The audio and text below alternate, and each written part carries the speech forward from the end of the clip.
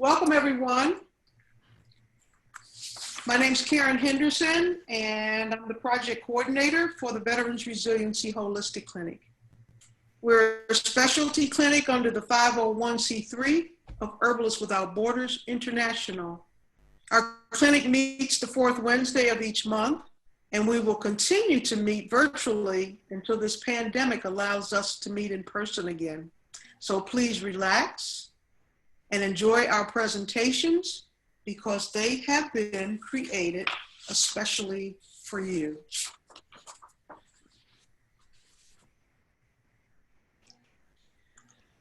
So today I'm going to talk about regulating our nervous system through the social engagement system, specifically during this COVID-19 time of isolation. As veterans with post-traumatic stress disorder, one of our greatest challenges is isolation and aloneness and separation from our community. It is my intention in this presentation to, one, begin the process of introducing you to the vocabulary of nervous system regulation, and two, to explore, based on our understanding of that nervous system, what we can do now to support ourselves during this pandemic. So I want you to relax. And I know there may be a lot of words here that you may not be familiar with, and we'll be able to revisit this information in future presentations. And all of these presentations will be posted on our website at www.veteransresiliency.com.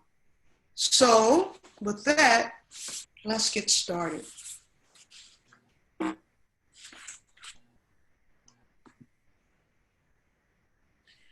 So Maya Angelou said, "I've learned that people will forget what you said, people will forget what you did, but people will never forget how you made them feel." And what we're going to talk about today is that part of our nervous system that is connected to how we feel in the presence of other people. So this presentation today is going to be about the science of connection and how we feel in the presence of others. Well, Stephen Porges demonstrated how the regulation of our autonomic state affects our overall health. He taught us about the importance of safety in nervous system regulation. So just for a review, this is a short review of our nervous system. So our nervous system includes the central nervous system, which is the brain and spinal cord, and the peripheral nervous system, which is everything else. And then that peripheral nervous system is further broken down into that part of our nervous system which is voluntary, which allows me to move my arm at will, or that part that is not voluntary, such as our heartbeat or our breath, that part that we don't necessarily have control over. And that's further, the autonomic nervous system is further broken down into the sympathetic nervous system and the parasympathetic nervous system. There's no need to remember all of this, but this is how we're going to approach the social engagement part of this presentation.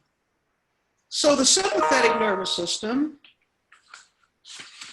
has to do with mobility, and the parasympathetic nervous system has more to do with immobility. And if we detect danger, the sympathetic nervous system actually releases adrenaline, and that's the one that prepares us for fight or flight. But that's not the one we're going to focus on today. We're going to be focusing on the parasympathetic nervous system. And Stephen Porges has taught us that that is further broken down into what's known as the ventral vagal complex and the dorsal vagal complex. And I'll explain that more. And again, you don't have to be remembering all of these words, just relax. And I'm going to slow it down. And we're going to do this together. So the dorsal vagus system is activated in times of threat, and the ventral vagus system is activated in times of feeling safe. So you can see here the parasympathetic, which is the dorsal vagus, and that usually responds to life threat, and that responds in a way of immobilization. And then also under the parasympathetic, we have that ventral vagus system, which basically responds to safety. That is our social engagement system. And so right there, I'd like to just take a pause for a moment and just let that kind of settle. And I invite you to just take a deep breath and just kind of look around the room and see if there's anything there that catches your attention. And just breathe and relax. And be curious about how you know when your body is ready to move on with this presentation.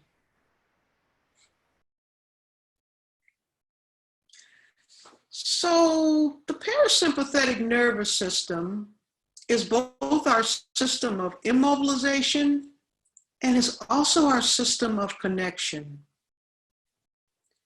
So the dorsal vagal complex is our system of immobilization. And again, I know I'm repeating myself, but the ventral vagal complex is our system of connection.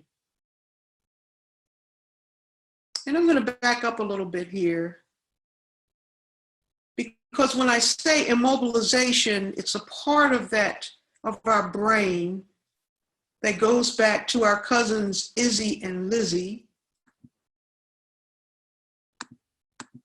Sorry, I'm letting people in here. And that's our part of our evolution, where when we were under threat, that we would automatically just go into a freeze state, or we would just be immobile, so that whatever the predator was either would go away or we wouldn't feel ourselves being eaten. So that's what we mean by immobilization.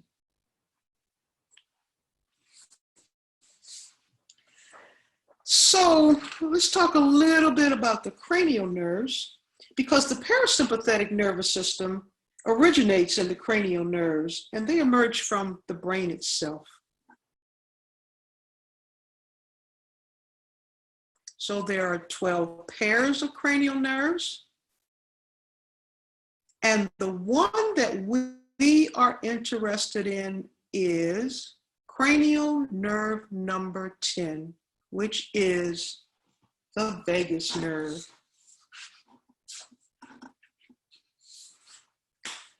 And all of these nerves, again, originate in the brain. And you can see the one here called the vagus. And the role of the vagus nerve is to maintain a state of homeostasis or balance in the body. It is the main component of our parasympathetic nervous system. So polyvagal theory was created by Stephen Porges, who was a professor at the University of North Carolina. And he talks about polyvagal, and polyvagal just simply means more than one vagus. And again, that's cranial nerve number 10, and it's also called the wandering nerve. So there are cousins, Izzy and Lizzie. And since this pandemic, I have to admit that there have been times when Izzy and Lizzie have been running my show. So there are several functions in the autonomic nervous system that are involved in our natural instincts for connection and for survival and for feeling states in the body. So this picture kind of captures that part of the brain that's known as the reptilian brain. So what Stephen Porges simply said is that we have three ways that we protect ourselves under stress or threat, and they developed according to evolution. The oldest is the freeze or death feigning state. Or it's also our relatives, and that's the part of the brain called the reptilian brain. Then next up on the evolutionary ladder is the sympathetic fight and flight response. And then finally, the third and most recently involved of these three components is actually the social engagement system. And this slide just demonstrates how the ventral vagus complex and the dorsal vagal complex, some people refer to the ventral vagus more as the foot brake on the car because it's slowing things down gradually. And the dorsal vagal is actually, my slides have a mind of their own, is more the emergency brake, where when we're really under threat, we're just going to completely go into dorsal immobilization.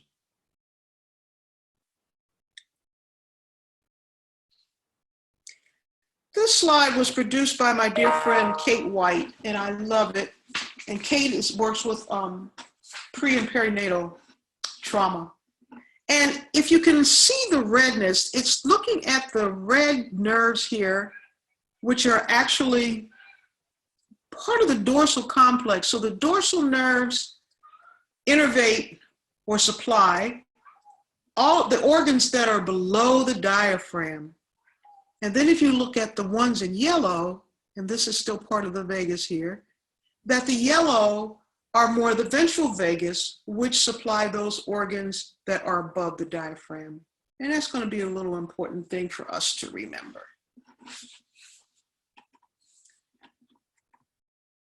So a healthy nervous system flows between sympathetic activation and parasympathetic activation.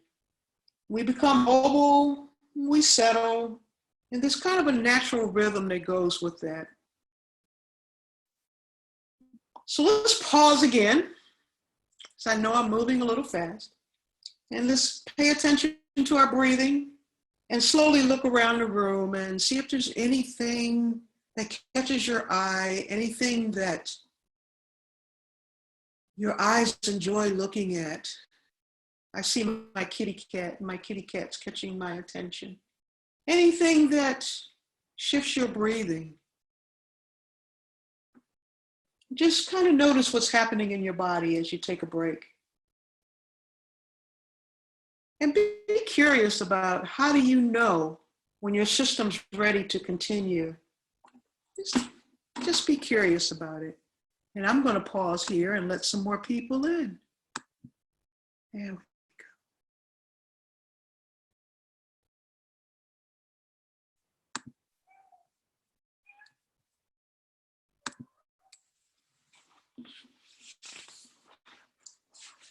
So the ventral vagal complex, big word. So the nervous system of health and growth is really what we're talking about. Health, growth, and restoration. And it's all about safety. The safety is necessary for social engagement to occur.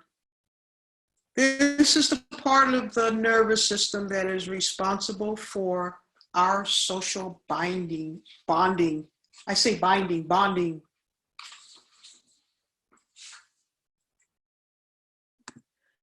So it originates in the brainstem, and we're going to touch that brainstem before this is all over. And it supplies the nerves to the organs above the diaphragm, which we touched on. And then it travels upward to the face through the connection with the other cranial nerves. So we're still talking about the vagus nerve here.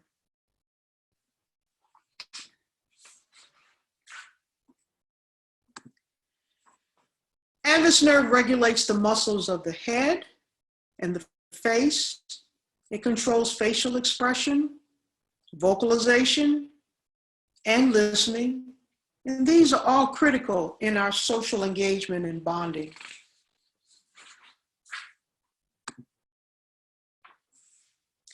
So we're going to call it now the social engagement system. And my social engagement or vagal system comes alive when I think about people who are important to me, or if I'm out in nature, or if I give myself permission to make my own choices, or listen to music, or enjoy quiet time with my kitty cat, or when I'm standing under the stars, or my feet are in the ocean, I'm just having a cup of tea with a friend. So the nervous system detects safety through our voice. We call it voice prosody, which includes the rhythm of our voice, the speed, pitch. And when we feel safe, the muscles of our face loosen and become spontaneously engaging with another human being.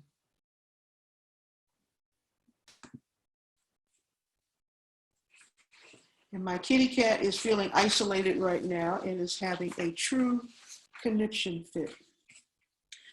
So the social engagement system picks up the signals from others, including body language, again, the voice quality, the facial expressions, and if it likes what it sees and hears, that can calm us down.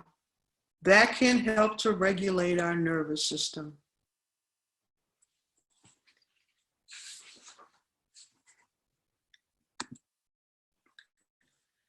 And the vagus nerve also affects the middle ear, and that can filter out background noises to make it easier to hear the human voice.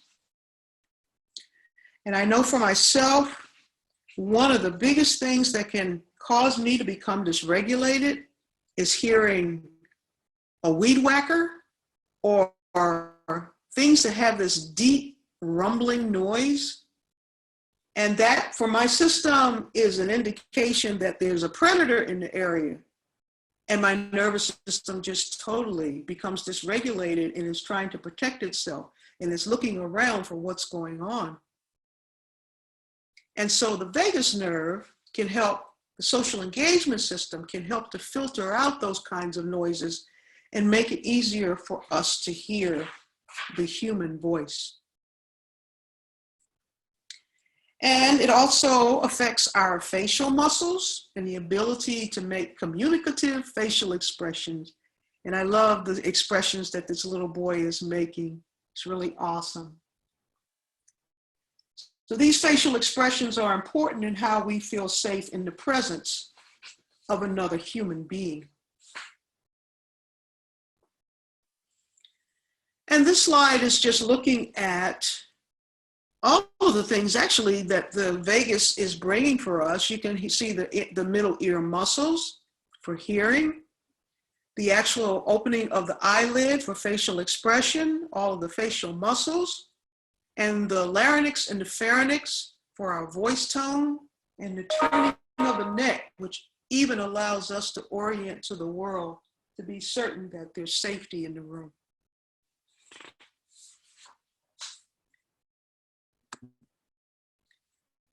So the vagus nerve affects our larynx, which affects the vocal tone and the prosody, and it helps humans to create sounds that soothe one another.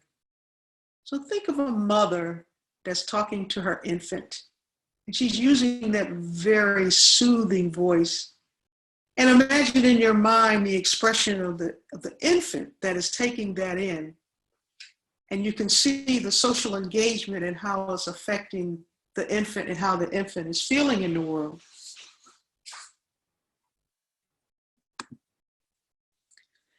So we can be conscious of our vocal patterns and our facial expressions and how they affect those we come in contact with, either physically in contact with or online, virtually.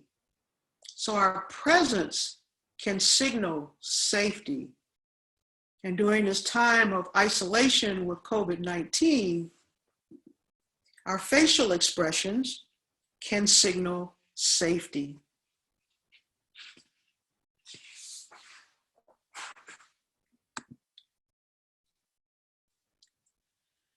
So when my nervous system is balanced and my activation is low, I love this slide. I can feel curious and open. I can feel embodied. I know that I'm here and I'm present. I can be available for connection and fluid and resilient. I can be relaxed, yet I'm alert to my surroundings. Or I'm just able to be present and emotionally stable. And I love this statement. I recognize when I am moving out of my functional range and have tools to return to stability and stabilization. I know when to reach out for support, and I know I can't do it on my own. And when I'm in that state of being in that ventral vagal state, in that state of social engagement, this is the way that I feel.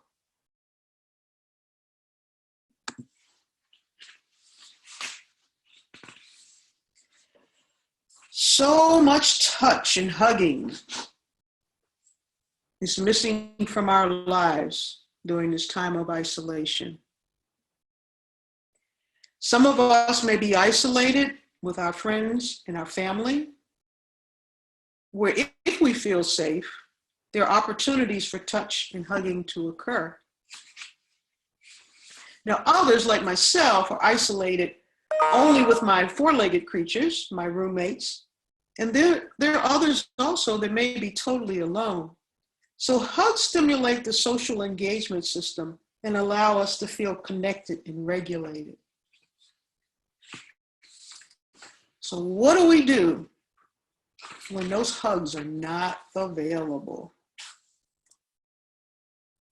Yeah, there's some ways to do this. They may not take the place of hugs, but they're helpful. So in the absence of having our normal interaction with other human beings, what can we do to keep our social engagement system alive and functioning? We can utilize our internet technology to help us connect. It doesn't replace that direct human interaction, but it can help us to regulate our nervous system. And using Zoom or Skype or other types of communication tools, we can see that facial expression of our friends and our family. We can see their smiles and acceptance of our presence. We can hear their voices and feel the warmth generating from their interactions with us. So the social engagement system can be activated, creating a sense of well-being and connection with others. When our social engagement system is in play, we experience that feeling of safety, and our nervous system relaxes and is more resilient to life's stresses. So we're alone, but we're not alone. And Stephen Porges often talks about play as an excellent way to engage in social engagement systems. Today, there are computer-generated games that can allow you to play not with yourself or another computer, but you're actually playing against other people or groups of people. It's a great way to connect. So any opportunity to play with another person is an opportunity to engage in that social engagement system and help us to self-regulate.